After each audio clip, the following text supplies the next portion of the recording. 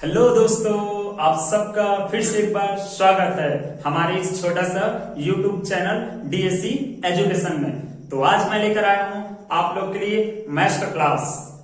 आज हम लोग पढ़ेंगे किस बारे में? इंटीग्रेशन के बारे में। तो अभी तक आप लोग को इंटीग्रेशन के बारे में जो भी दिक्कतें आती थी, अब वो दिक्कत नहीं आएगी, ये मैं बोल रहा हूँ, है ना, हमारे इस लेक्चर के बाद। तो आप लोग सभी इस लेक्चर को अच्छे से ध्यान से अटेंड करिए।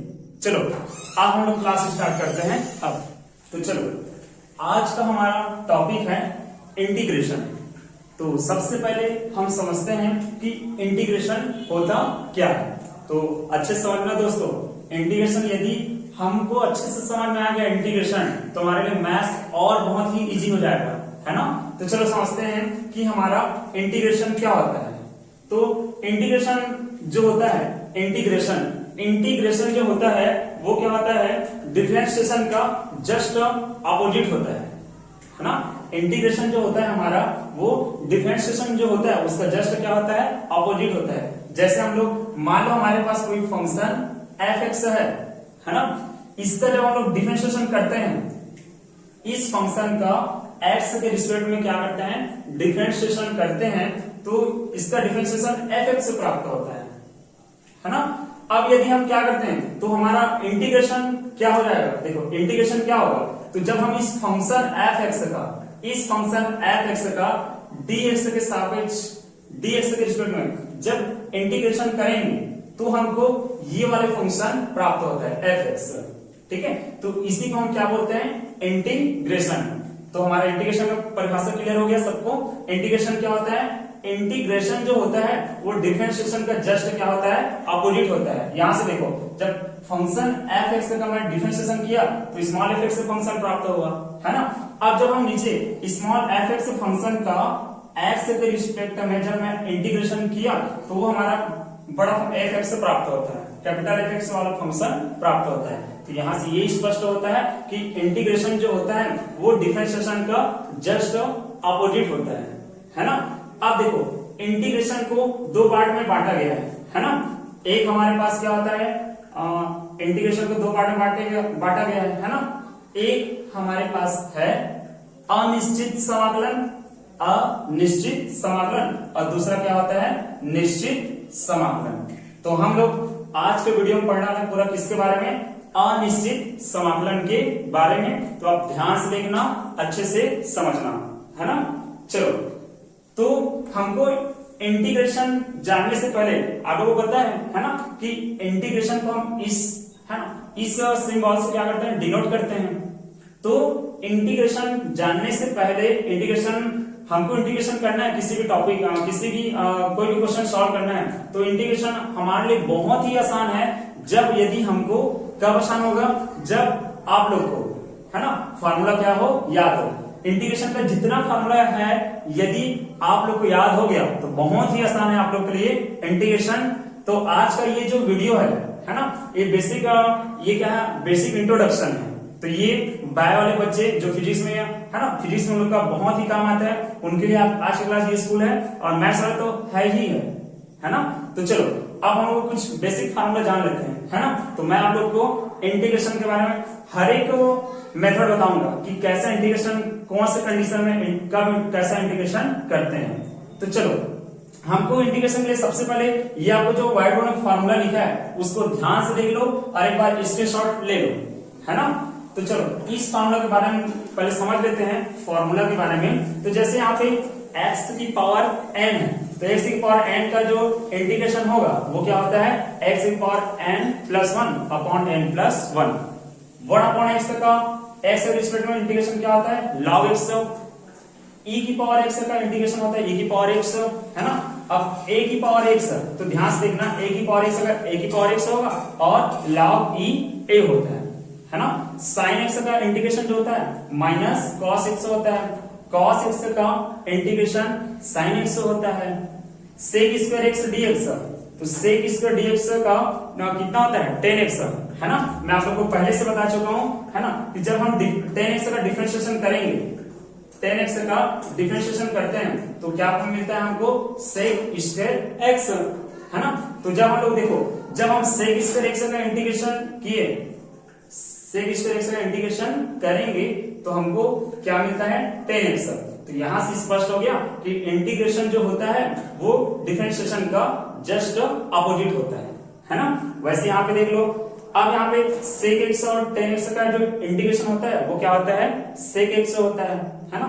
cosec स्क्वायर x dx का कितना होता है माइनस cot x होता है, और cosec x cot x का जो इंटीग्रेशन होगा x के रिस्पेक्ट में वो क्या होता है माइनस cosec x होता है ना। ठीक है, चलो अब हम लिखते हैं यहाँ पे, ये सभी फार्मूला आप लोग को अच्छे से याद करना है। अब यहाँ पे देखो dx upon under root 1 minus x square, तो इसका जो इंटीग्रेशन होता है वो क्या होता है साइन इनवर्स x। और आप लोग जानते ही हो है ना, जब हम लोग क्या करते हैं साइन इनवर्स x का, ठीक है, x के रिस्पेक्ट में जब हम डिफरेंशिएशन करते हैं तो इसका डिफरेंशिएशन क्या होता है 1 upon under root 1 minus x square होता है ना। तो वैसे ही हम क्या करेंगे, जब 1 upon under 1 minus x square का जब हम इंटीग्रेशन करेंगे एक्स के रिस्पेक्ट में, तो ये क्या होता है साइन इनवर्स एक्स। तो यहां से स्पष्ट हो गया कि इंटीग्रेशन जो होता है डिफरेंशिएशन का जस्ट क्या होता है अपोजिट होता है। इसका डिफरेंशिएशन किए तो ये मिला हमको है ना, अब इसका इंटीग्रेशन किए तो ये वाला प्राप्त होता है। इसका मतलब इंटीग्रेशन जो होता है डिफरेंशिएशन का जस्ट क्या होता है अपोजिट होता है ना। वैसे हम देख लेते हैं, ये 1 plus x square dx upon 1 plus x square, इसका जो इंटीग्रेशन होता है वो क्या होता है tan इनवर्स होता है ना। और इसी का एक और इंटीग्रेशन होता है, यदि कॉट के फॉर्म में देखें तो इसका इंटीग्रेशन होता है माइनस कॉट इनवर्स एक्स है ना, या ऐसा भी हो सकता है ना। यहाँ पे हम लोग जितना भी फॉर्मूला लिखे हो यहाँ पे उसमें हम लोग क्या लगा सकते हैं, एक इंटीग्रेशन कांस्टेंट लगा सकते हैं सभी में है ना, एक इंटीग्रेशन कांस्टेंट यहाँ पे हम लगा सकते हैं। तो कोई भी फंक्शन दिया है तो जब उस फंक्शन का हम डिफरेंट इंटीग्रेशन करेंगे तो वहां पे इंटीग्रेशन कांस्टेंट लगाते हैं। ठीक है, आप लोग लगा सकते हो, मैं यहाँ पे नहीं लगाया हूँ, भूल गया है ना, तो इंटीग्रेशन कांस्टेंट लगा लेना। तो यहाँ पे देखो, तो ये 1 plus x tan inverse x होता है, यदि कॉट के फॉर्म में देखें तो माइनस कॉट इनवर्स एक्स होता है। ठीक है, अब यहाँ पे देखो dx upon x under root x square minus 1, तो इसका जो इंटीग्रेशन होता है वो क्या होता है sec इनवर्स x होता है, और यदि cosec फॉर्म में देखें तो माइनस cosec इनवर्स x। ये तो नॉर्मल फार्मूला है जो आप लोग को क्या करना है याद करना है ना। ठीक है, अब जो हम एक मेथड वाला फार्मूला याद करेंगे ना, एक मेथड से फार्मूला याद करेंगे, तो इस मेथड को आप लोग को अच्छे से समझना है। ये मेरा मैथ्स का फर्स्ट वीडियो है ना, तो आप लोग यदि कुछ डाउट होगा, कुछ समझ में नहीं आएगा है ना, तो आप मेरे को कमेंट कर देना, मैं उसे बताऊंगा आप लोग को। चलो अब एक मेथड, आप लोग एक मेथड समझना है, कौन सा मेथड समझना है उसको देख लो। यदि हमारा नीचे कोई फंक्शन दिया गया है, यदि कोई नीचे हमारा फंक्शन दिया गया है, इस फंक्शन का डिफरेंशिएशन ऊपर में है, इस फंक्शन का डिफरेंशिएशन ऊपर में है, तो उसका सीधा फार्मूला होता है लॉग और नीचे वाला लिख देते हैं, लॉग और नीचे वाले फंक्शन को।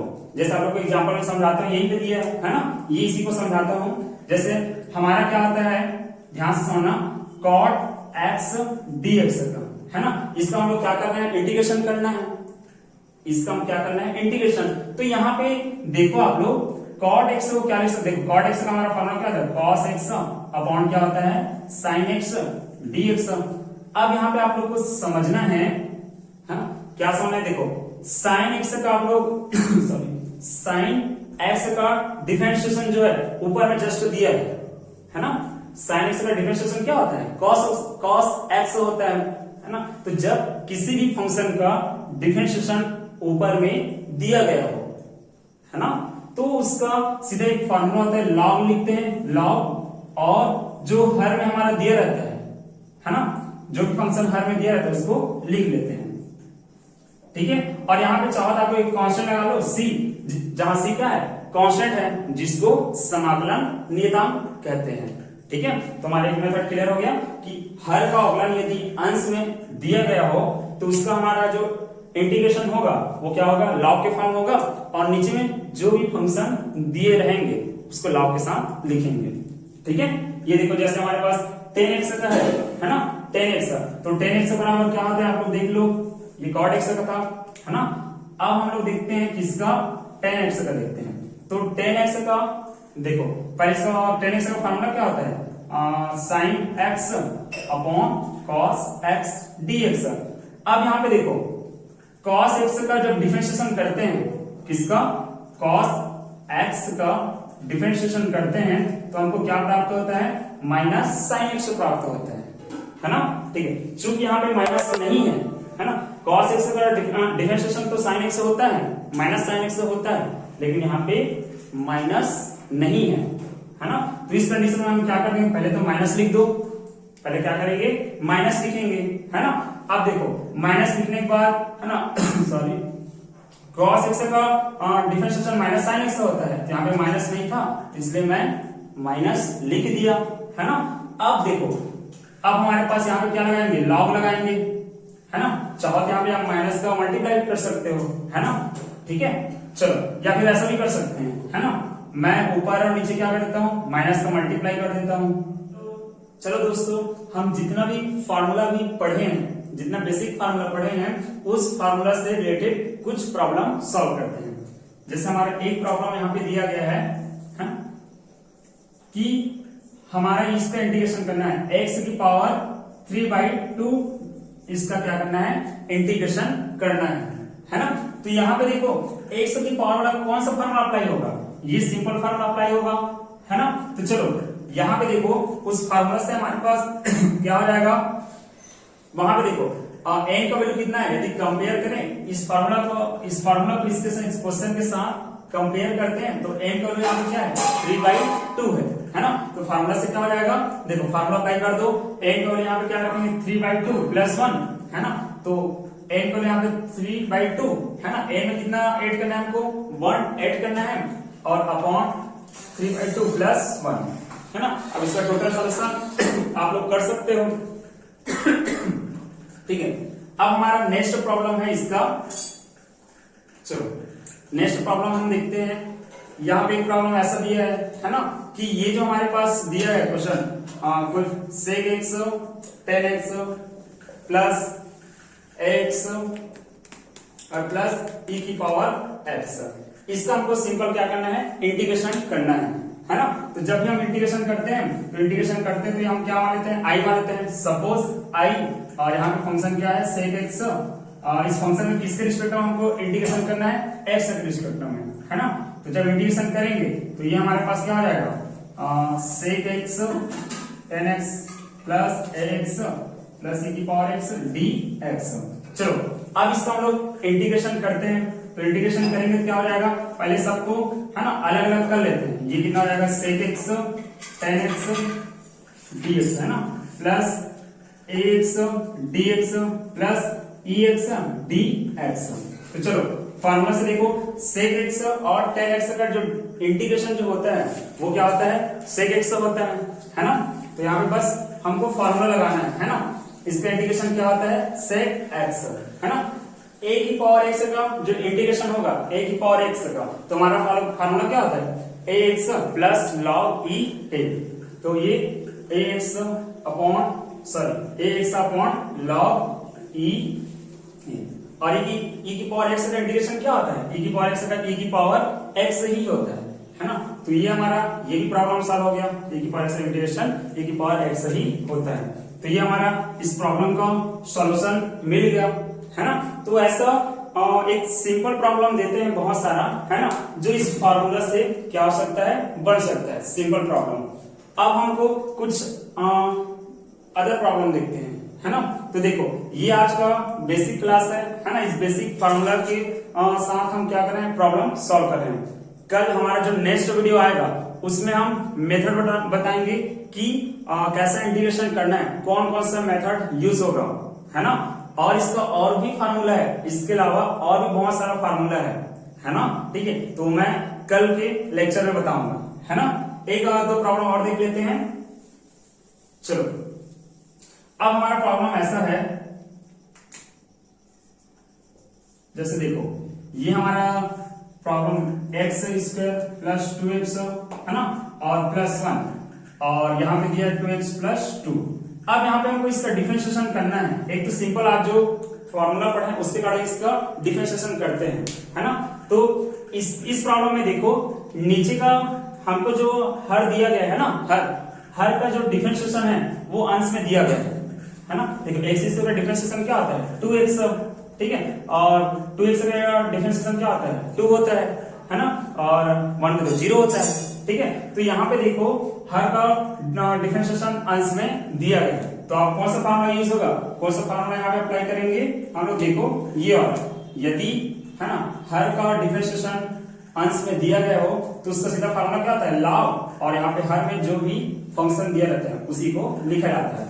तो इसका इंटीग्रेशन सीधा क्या रहेगा log x square plus 2x plus 1, है ना। और चाहो तो आप लोग कांस्टेंट लगा सकते हो, c यहाँ पे एक कांस्टेंट लगा सकते हो, ठीक है।